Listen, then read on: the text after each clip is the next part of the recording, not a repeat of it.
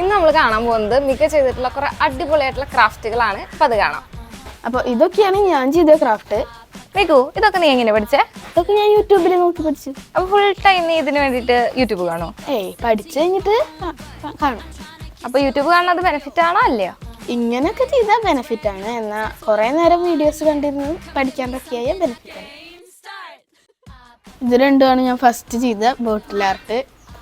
പിന്നെ ഒരു desk decor, പിന്നെ കുറച്ച് സ്കൂഷി ചെയ്തിട്ടുണ്ട്. ഇത് നീ പ്രിന്റ് എടുത്തതാണോ അതോ വരച്ചതാണോ? വരച്ചത്. പിന്നെ കുറച്ച് സ്റ്റാർ ഉണ്ട്. പിന്നെ ഇത് ഇട്ട് വെച്ചേക്കണ ബോക്സും ഞാൻ ഉണ്ടാക്കിയതാ. ഇതാണ് എൻ്റെ മെയിൻ സാധനം, മൂൺ ലാമ്പ്. പിന്നെ ഞാൻ അതെങ്ങനെ ഉണ്ടാക്കിയേ? ബലൂണുമേ പേപ്പർ ഒട്ടിച്ചിട്ട്. ഓക്കെ. പിന്നെ ഈ ബോക്സും ഇതിലിട്ടേക്കണ സാധനങ്ങളും, ഈ പശ സാധനങ്ങളല്ല, ബാക്കിയുള്ള സാധനങ്ങളൊക്കെ ഞാൻ ഉണ്ടാക്കിയതാ. ബോക്സും ഒക്കെ ഞാൻ ഉണ്ടാക്കിയതാ.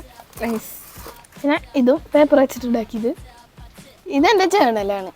ഇത് എൻ്റെ ഒരു ഫേവറേറ്റ് ആണ് മിക ഉണ്ടാക്കിയ ക്രാഫ്റ്റുകളിൽ വെച്ചിട്ട്. അപ്പൊ ഇത് കാണാൻ നമുക്ക് പാർട്ട് 2 വരെ വെയിറ്റ് ചെയ്യാം.